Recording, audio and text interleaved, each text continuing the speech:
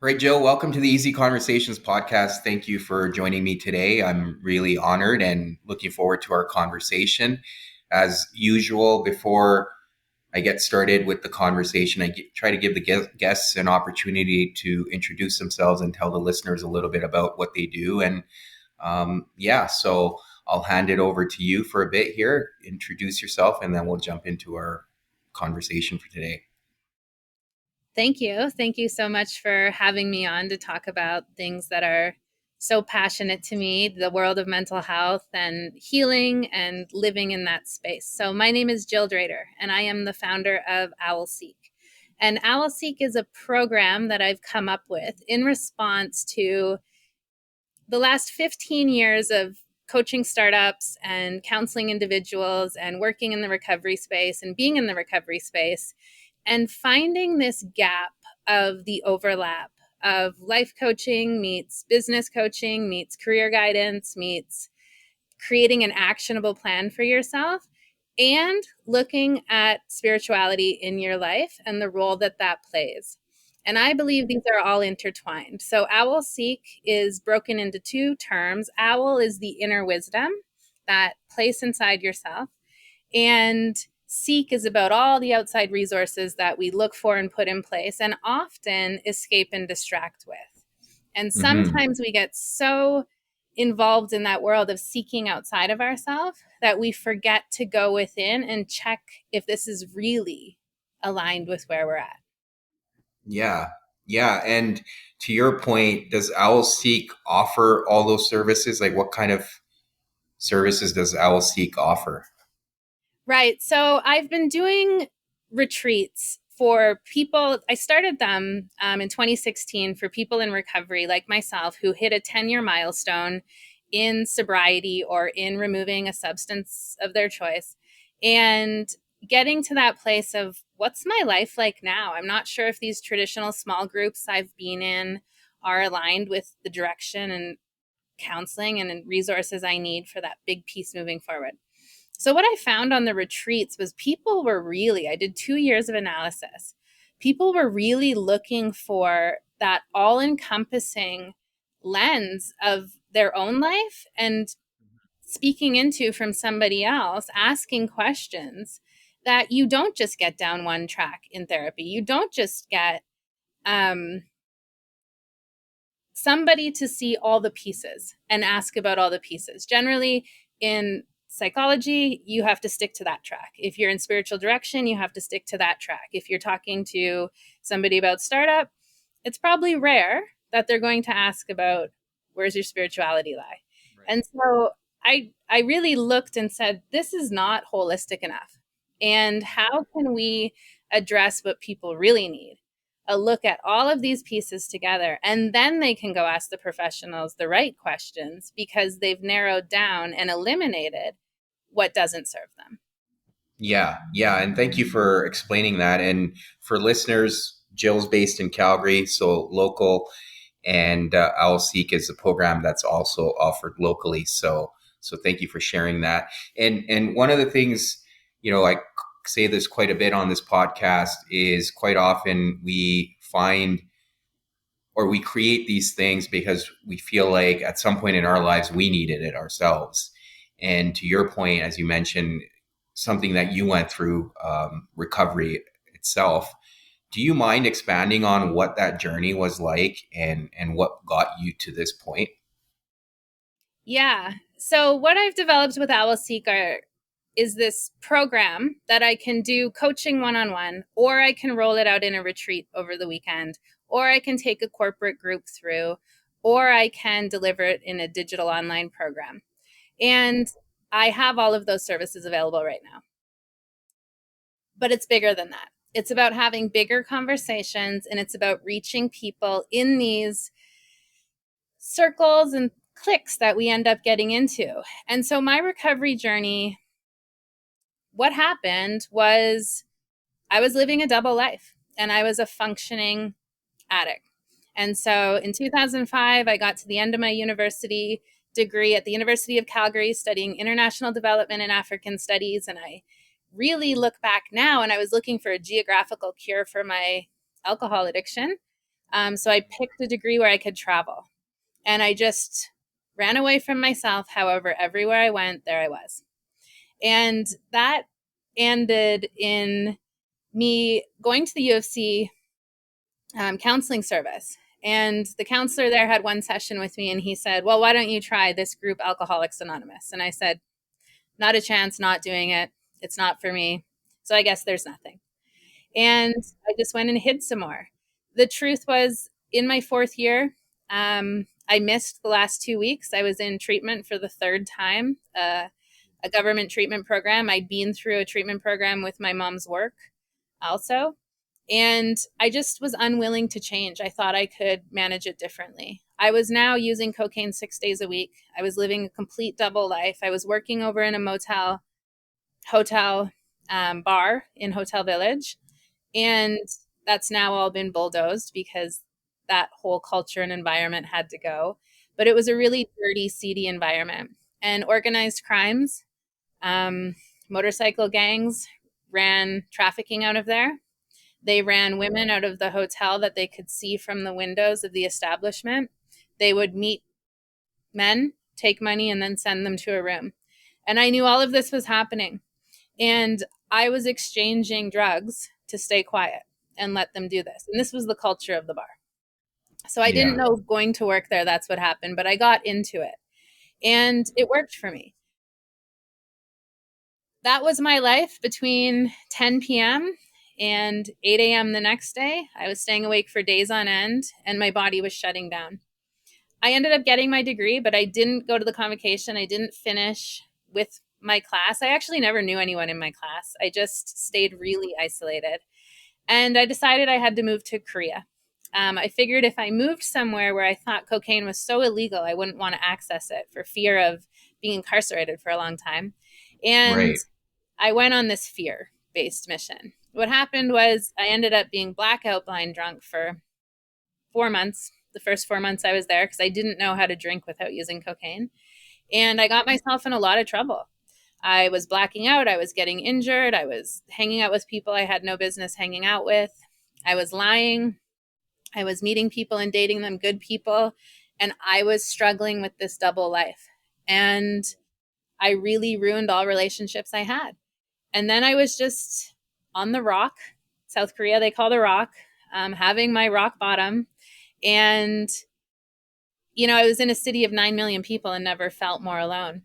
And then one Friday night, I went out by myself, as I did. It's a massive drinking culture there. It's a very big demographic of people who go to this region called Taiwan, which is incredible. It's international. It's this melting pot, diplomats, teachers like I was teaching in a university prep program. Um, an ex-military or military go hang out there. There's still, 100,000 troop in and around Seoul from the American military since the end of the Korean War. And one night I went out and I just met the wrong person. I was powerless and I gave my power to somebody who I met in the bar. And I think I was given the date rape drug, GHB, or I drank to blackout. But the next thing I remember was them stuffing me into a car in the alley. And that ended up being 48 hours. I was taken by this individual. From that period of me remembering being put into the car, the next time I woke up, I was in this really rundown apartment that was rented off base. I found out later. It was an American military person who was not working at the time, but identified and could go on base. And I was bound and I was being videotaped and I was being beat up for somebody else's pleasure. And that's truly where I was powerless. And it's where I realized I just might not make it out of this one. And that was the end of my drinking and using. So help us understand, like, afterwards, after that, first of all, thank you for being vulnerable and sharing that. But, after that whole situation, what was going through your head? Like, what were the questions you were asking yourself? Like, I can't even put myself in that situation, but the first question would come to my mind is like, okay, well, what am I doing here? Was that kind of It your, was more like Jill, how did you get here again? You know, the narrative internally had shifted, like, you know better. Jill, you shouldn't be here. You know, I was listening to that inner dialogue that was trying to get my attention. That was my inner self. That was my soul self trying to tell me that there's another way. And I heard it. And I could differentiate those voices. And I chose to ignore it for so long. So what happened was I went out on a Friday night. The Sunday evening, I kind of came to, and this person was sleeping, and I wasn't as bound as I was before. I was very, very confused. I was very out of it, but I got myself up and I got myself dressed and I tiptoed around. I couldn't find my other things, my cell phone, my money, and I left. And I ran into the street and I didn't know where I was. There's a language barrier. I could sound things out phonetically, but I didn't know what they meant. And Yeah. and then what I call an earth angel pulled up, and it was a taxi driver. And I looked beat up. I looked like I'd been out for 2 days and hadn't had a shower. I looked like I was a mess. And he picked me up anyway. And we couldn't even communicate. And I was telling him my address, and I thought he was hearing me. But he assumed I was American. And to get onto the American military bases there, you have to go to this border patrol and check in with your passport. And if you're Canadian, you go in with somebody else. This was at the time. And so he just kind of left me at the gate. And I was like, okay, well, they can help me. And I started to explain what happened and that I needed help. And I started to describe what happened. And they put a few people together. And then we went and had some conversations. And they kind of put together the details before I did. And what I wanted to do was stuff it and run away and hide. I wanted to make this never known. I wanted to make sure that, you know, I wish rape and abuse were part of my story one time, but they're not. They're not. I lived a very high risk lifestyle and I was around very dangerous people and I was very addicted to drugs. And with that, you do things you're not proud of. You do things because you just need to get through the next day. And I kind of accepted that this was just part of the life, unfortunately. And I accepted that I was so ashamed and humiliated by the behaviors that if I just stayed quiet and put the mask on and pretended everything was okay and I went out into the world with the smile in the face and not revealing that darkness behind the scenes of what's really going on, then I would be okay. And that's what I did. Yeah. The military personnel and I came up with some paperwork where I would leave it in their hands because I didn't want to talk about this. And furthermore, I have 6 men standing in front of me and I didn't want to talk about it with them. And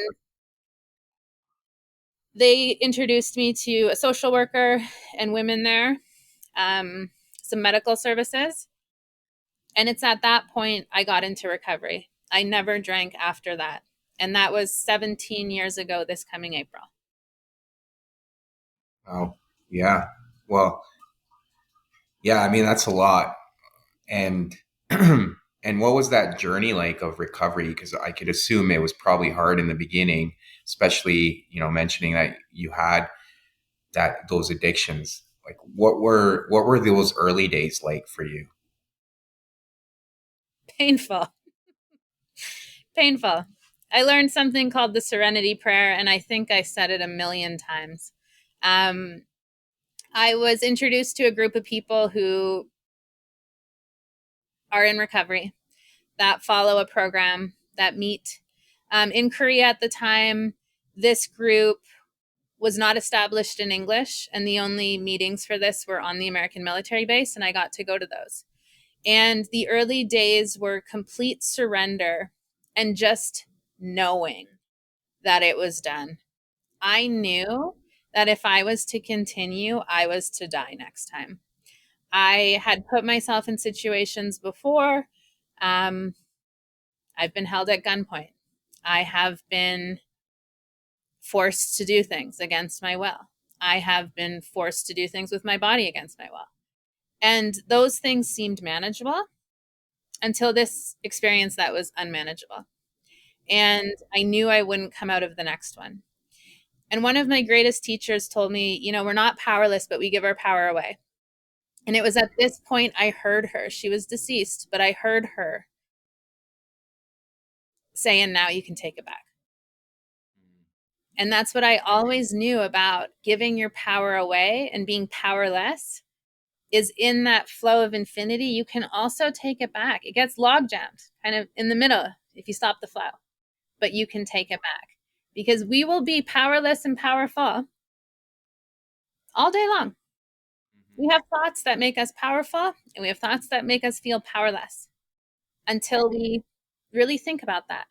And that's part of the balance. And that's part of the learning. And that's part of laying down prejudice. And that's part of surrender is acknowledging that we're not all knowing and we're not all powerful. Mm-hmm. Mm-hmm. Yeah. Yeah. No, thank you for sharing that. And then after that, I think, your journey obviously changed quite a bit. You've accomplished quite a bit. I was fortunate enough to sit through some of the things you were sharing. So if you don't mind sharing some of the things you were able to accomplish after that, because I think that's really inspiring. Yeah. So I stayed in Asia for almost another year. And I just really built this persona that, I wasn't good and now I'm good and nobody really needs to know why. I decided to take this to the grave. I decided Mm-hmm. nobody needed to know this. I'm just going to come back different. And it was on Chinese New Year. My mom had been living in Toronto and I was still over in Korea or Japan. And she had said, let's meet in Vancouver. I could fly there on one flight and she could fly there on one flight. And we met. And I'd been Mm-hmm. gone about a year and a half at this point. I went to India for the first part of that trip and then over to Korea. And uh, she said, I went to see this psychic and they told me this thing happened to you. And she explained the whole situation. And I sat dumbfounded because I had decided this story was not coming out. Furthermore, Mm-hmm. who was this guy to tell her the details of this? Yeah. And I lied to her. I said, no, that didn't happen because I wasn't ready. I had stuffed this. And it wasn't until a year after that, when I did come home, I did establish a community for myself here in recovery. I did connect with people to keep me well and accountable. I got a job at Bow Valley College right away, and I was in my early 20s because academically on paper, things were good. They worked out. It was the mask I could wear was, oh, but look at this. I'm accomplished. I, I can do this. And so I was teaching at Bow Valley College and I hated it. I hated it. It was like all of these people who'd been working in union, working for their pension. We had lunch at the same time every day. And the culture was just not what was going to help me thrive. And people were talking about how miserable they were and the days they were counting to retirement. And I thought, this can't be what I enter into. This can't. So I was sitting at my office one day. This was in the old campus that overlooked Olympic Plaza. And these people were out on scaffolds doing restoration of the stonework. And I was like, that's what I really want to do. I want to be working in construction outside wearing Carhartts, like heart and soul. That's what I want to do. So I went out at Yeah. lunch and I asked them, because I have been to the Taj Mahal, the pyramids, and Chichen Itza, and I'm fascinated by stone architecture. And I wanted to know how to do it. And they told me about the apprenticeship program and they told me about SATE and they told me how to become a journeyman. I made a phone call. There happened to be this quota to get women in the program. They rushed me through without having any hours. And I changed my career to become a tile setter and stoneworker. And I took an 80% pay cut. So I had to stay working there teaching night classes. And the first company I started was called Steel Toe Stiletto.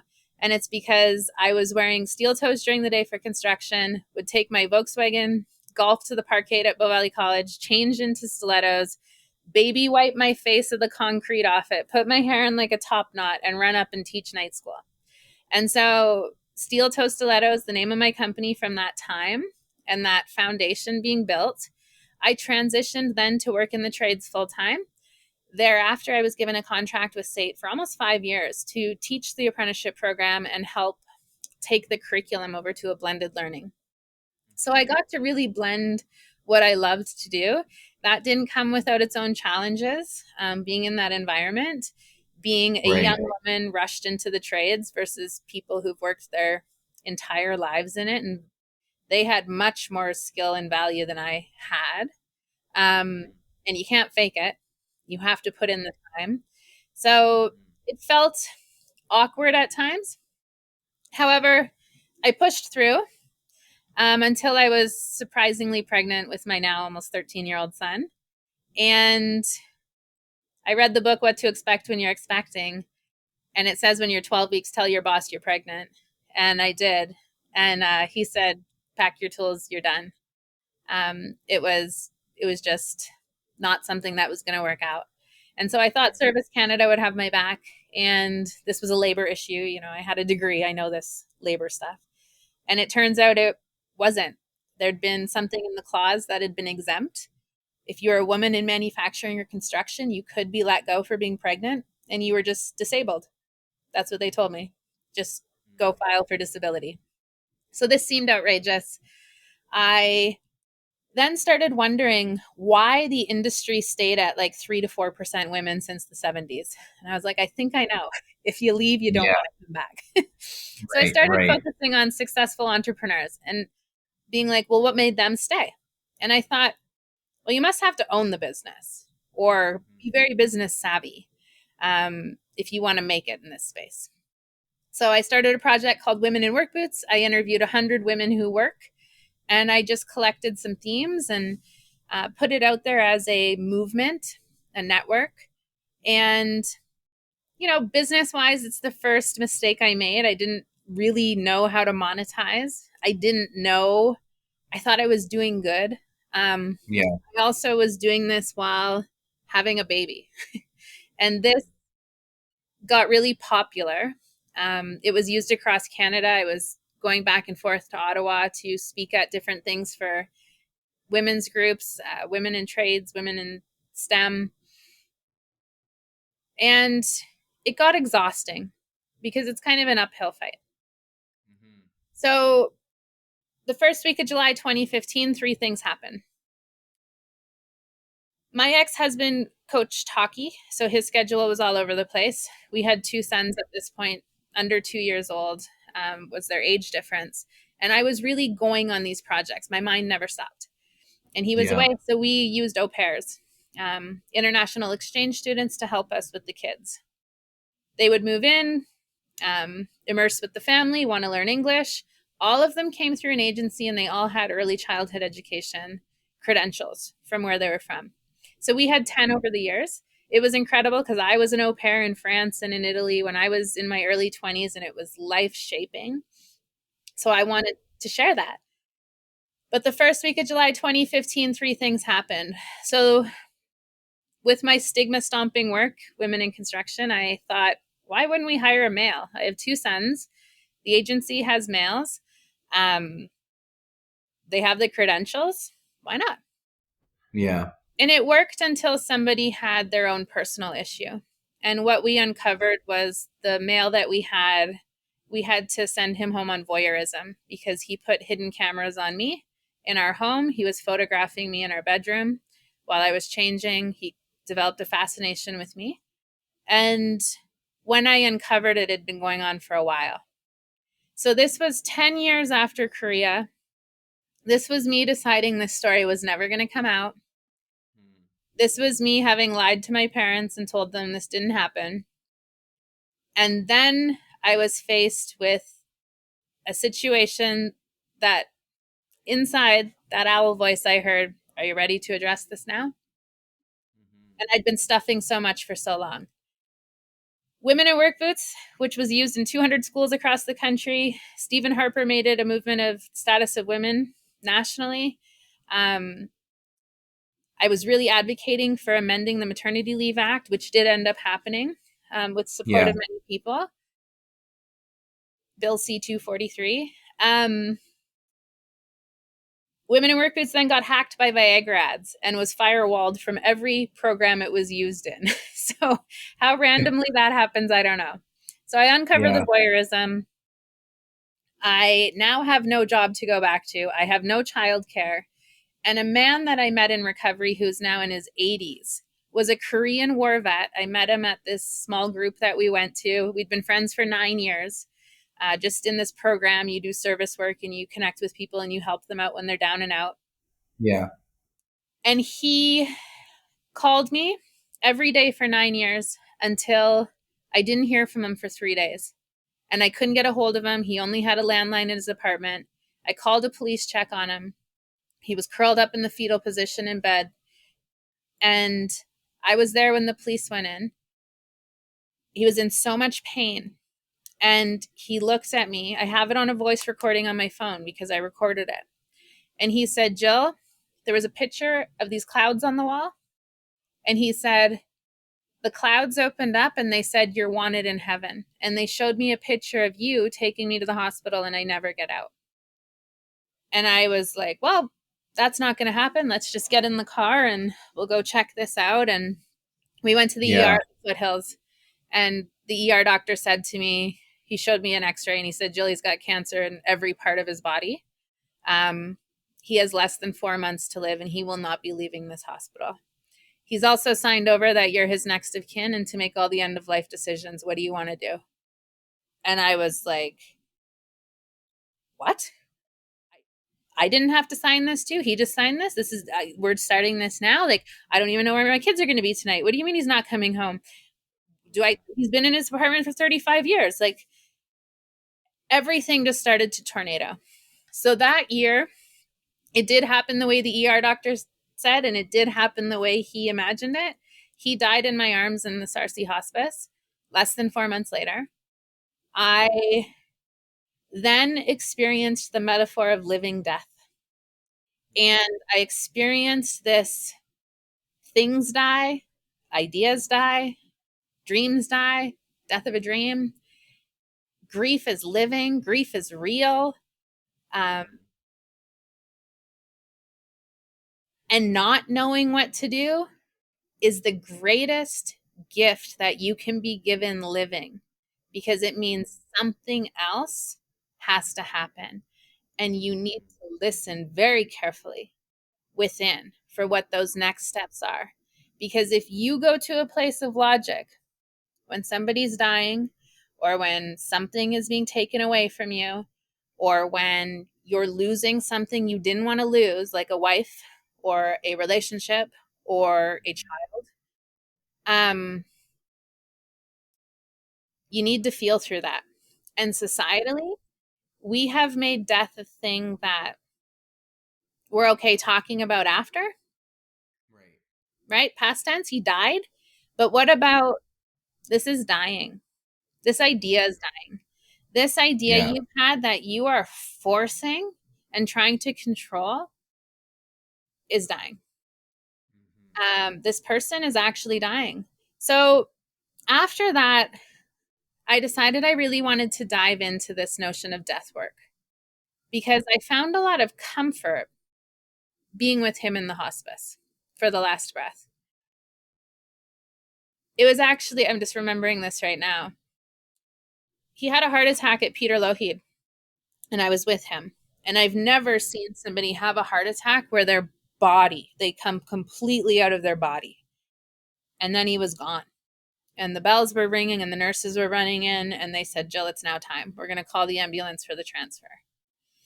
And he told me he never wanted to go to hospice. And then in walks my friend Paul, who I went to high school with, and he's the ambulance transfer guy.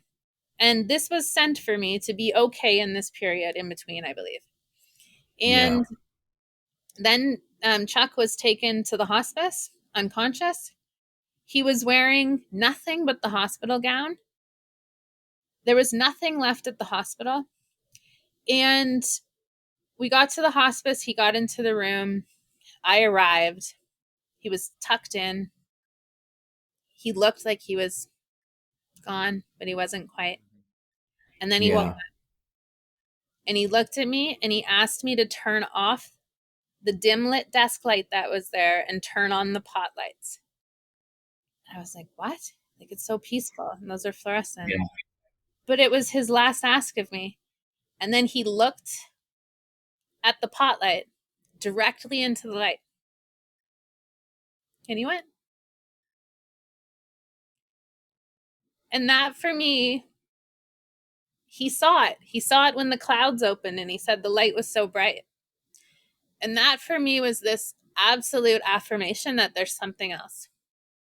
There's a knowing before, there's somewhere we go, There's somewhere we all go. Yeah. Organized belief and religion removed. There's somewhere we all go. And that's become the journey since then.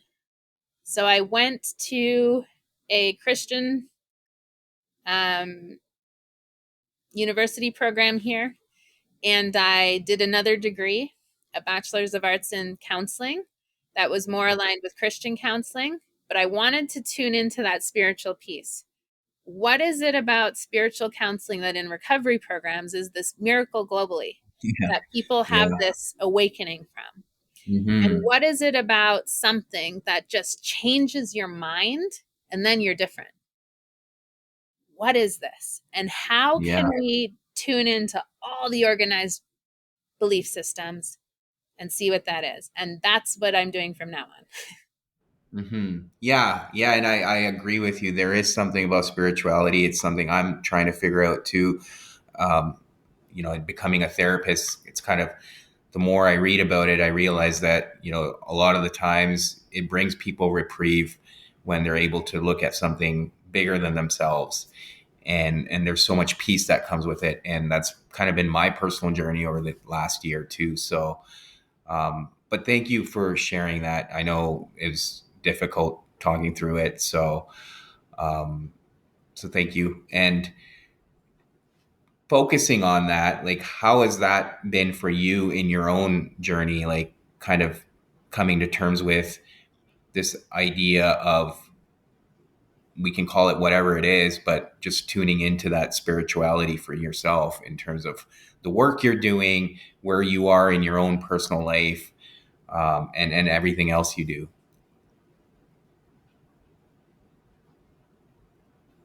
My big goal in doing this degree was that I never got to go to the final weeks of my last one.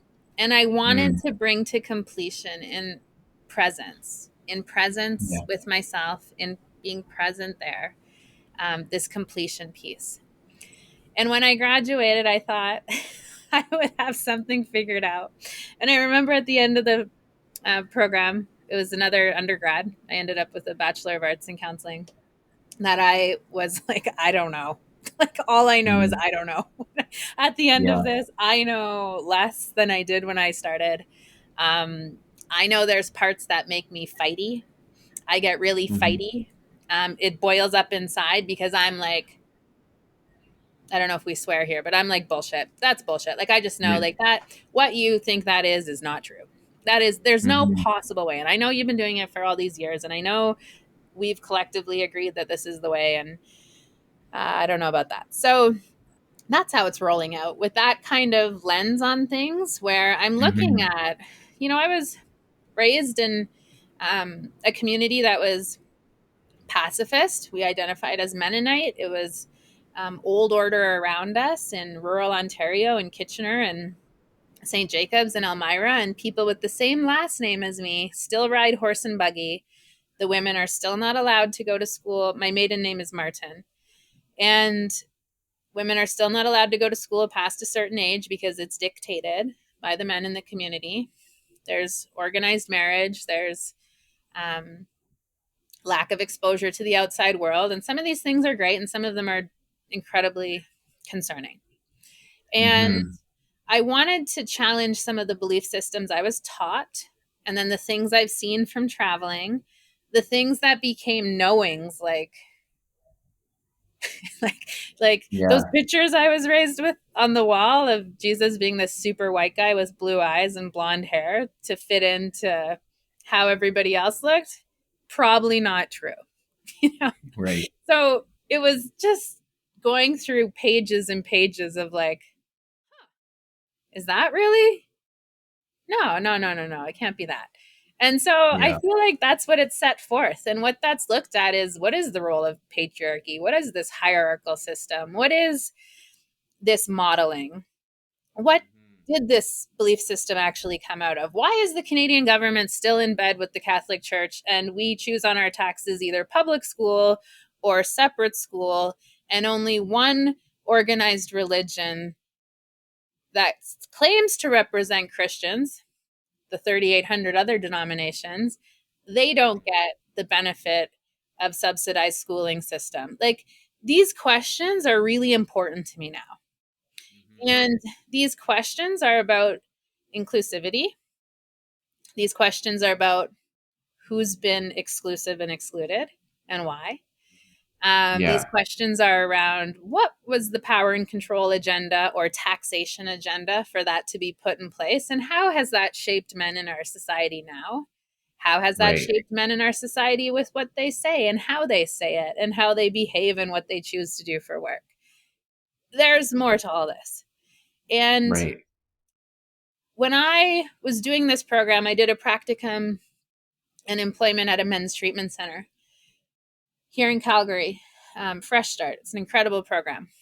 And it has helped thousands of men recover. And what I really felt there was living forgiveness. I heard things that were painful and wounding and scarring and horrific about things that happen to men at the hands of other men or people.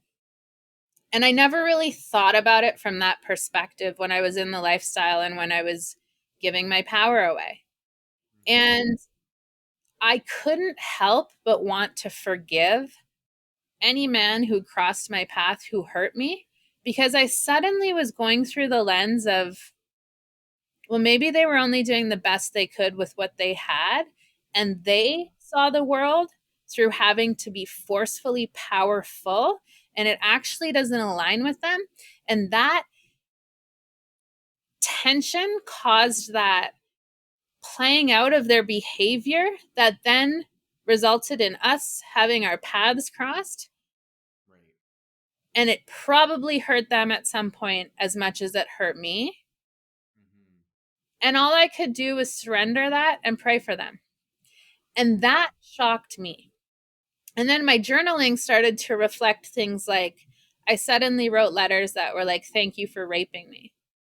Because I learned that that was my rock bottom. I learned at the hands of you holding me down that I could only rise if I was to get out of that situation by having faith that there's another way.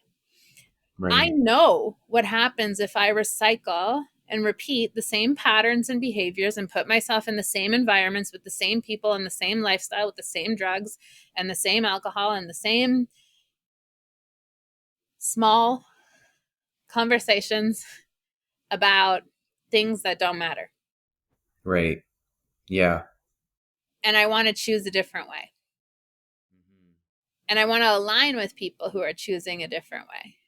And it turns out we're going to have to all be outside of these small communities and small organized belief systems and groups that we're in if we're really going to come together and make meaningful change. Because it's not about getting smaller and smaller, and it's not about closing the doors, and it's not about having secret societies, and it's not about having secret services and excluding genders. That's not helpful. None of that's Mm-hmm. helpful. It's about Right. looking at some bigger principles. Mm-hmm. For sure. For sure. Yeah, absolutely. I think we're stronger when we're working together. And unfortunately, people have lost that way of thinking right now. And we're seeing the consequences of that too. So yeah. I did want to ask you, because you mentioned previously that, the stuff that happened in Korea and then things that happened later on, as you mentioned in 2015, and that was stuff that you probably didn't want to share. Why is it important for you to speak openly about those things now, or even you Mm, sharing them previously? that's a double edged sword. Let me tell you that. So, you and I both like Rumi. The wound is where the light enters, right? It's coined to him sometimes and other people, but in some paraphrasing, transcribing way that serves me right now, that's the line. So, if I look at that and I look at being cracked open, and I look at that vulnerability of looking at that place, A wound's a wound and it needs to close. Mhm. And that wound had to come open to get some different healing so it could close again. And right now, with the development of OwlSeek, is the closing. Because why I say double-edged sword is opening this, it was like, you need to step into this. This is the hearing, the calling I'm hearing. You need to step into this. You need to heal this. You need to share this with other people. You need to let people in Calgary know that when you were ready to go for therapy, you went to CASA, Calgary Association for Sexual Assault, and they told you it was a 9-month wait list. You need to advocate for more funding because you have a voice and we'll give you a platform. And these kind of things worked, but keeping them open hasn't served me. And so Owl Seek and writing this book I'm writing right now called Knowings is about closing the principles and closing the door on them. I look at it in my head like it's this A-frame library in there, and it's full of books. And sometimes I take these books down that are stories of my past. And sometimes I get messy and I leave them open all over the floor and the table up there. And that mess of open books, it's just all of these open stories, open wounds. And so right now I'm closing them and I'm kind of writing over them what was the lesson in all of that. And that's what brought me to really dive into the work of the map of consciousness with Dr. David Hawkins. And we both talked about this book, Power versus Force. I know you read it last week. And that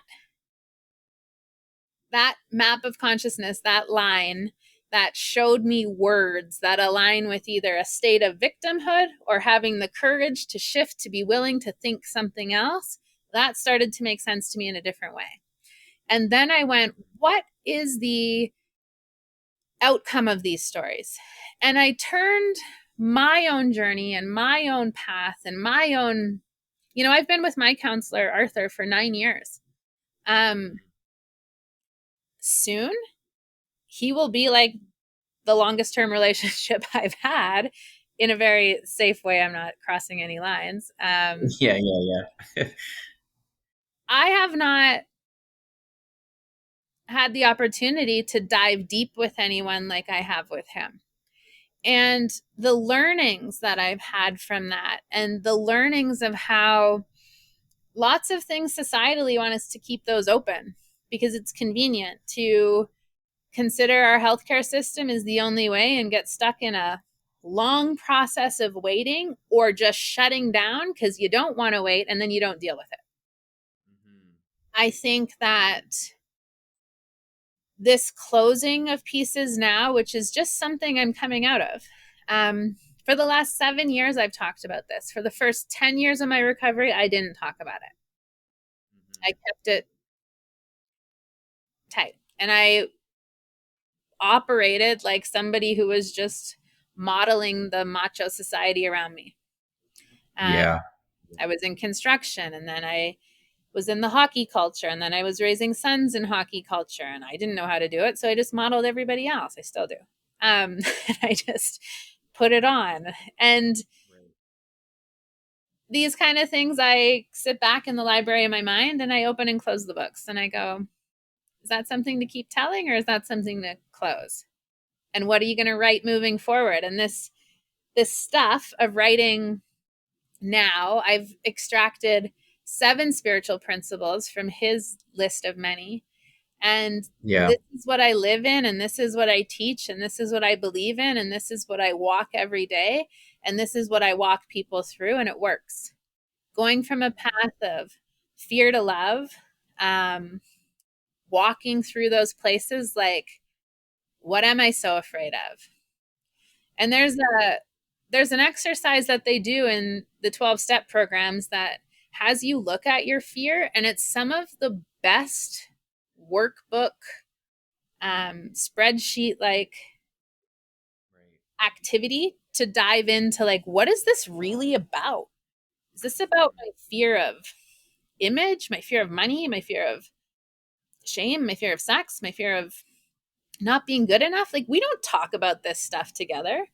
We just say, like, oh, fear, like, shut it down. But there's some deep dive stuff we can do.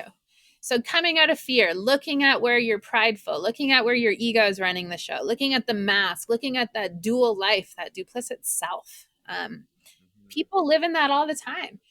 I'm staring out here at big towers downtown, and people who lead in this way from a place of fear try to control everything. I was talking with somebody today who has a female leader who just, I call it patriarchal puppetry, like just models this old school way of leadership and it doesn't fit. It's just this like chirping of a style she learned under probably. Um, and how do we soften that and align it and make it real? How do we soften it in men that it doesn't work for? How do we soften it in people who are finding their identity and belonging in looking at their gender right now? Where do we make Yeah. room for opening that? Hmm. Hmm. Yeah, and I mean, to your point, acknowledging that it is a double-edged sword, but as you also mentioned previously, keeping it a secret likely would have had the story would have had more power over you, right? And by speaking your truth, again, fully understanding that often there can be circumstances you're taking your power back, and obviously, even I've talked about this before. Shame also thrives on secrecy, right? Oh, So yeah. You're as yeah, sick as your so secrets. You're as sick as your secrets. mm, yeah, yeah. I Have think your I think there's a line I use too. Is this helpful or harmful? And at the 10-year mark for myself in recovery, it was helpful to talk about this stuff. And now I have to look at the same stories at a new time, and it's harmful. It's harmful to tell them in the same way. It doesn't serve me and it doesn't serve others the same. And I think we need more permission to look at our life and say, what worked for me 7 years ago doesn't work for me. And even though I said it and even though I stamped it, and some people like to, like, they've got it in a stone scroll, they believe it's the be all end all. No, it changes. And allow your perspective time to change. Allow yourself to go, this may have been helpful then, but this is super harmful now. And that's that double edged sword. Is it helpful or harmful? Because it can be both and you better be careful. yeah, and I mean, to your point, we do evolve, right? So what worked for us, even like I look at 2 years ago, and the things like I how I approach things today is completely different. So we do evolve as people, and we just need to have compassion for ourselves and others, acknowledging that we're all changing over time. So yeah, um, Jill, I want to thank you for coming on here and sharing your story. Thank you so much for being vulnerable and being so open. For listeners that want to get a hold of you or want to learn more about OwlSeek, what are some ways they can do that? Yeah, owlseek.ca is where things are living online right now. Following me on Instagram is the best day-to-day way to follow me. So under my name, Jill Drader, and from there you can link to the OwlSeek method. And I'm writing a book that's coming out talking about these 7 spiritual principles to a life of certainty, to getting to that other side of knowing, you know, what you need to do. And that is also going to be linked there. So I'll be doing pre-sales for that soon, workshops coming up. This course is starting next week. And then I'm going to be doing a course that blends who you are and what you do with business startup as more of the focus. So that's going to be starting up in February. Awesome. So yeah, I mean, I'll put all that stuff in the show notes. This will probably be coming out later in February, but I'm sure people can find Totally. everything else if they want to. Absolutely. Thank you for Yeah. doing this. Thank you for opening the conversation. Thank you for reaching out. And thank you for being one of the brave people who's having these conversations. Truly. Yeah. No, I mean, my job's easy just here listening. So, but I do appreciate that. So thanks. And I'm sure we'll be talking more. For sure.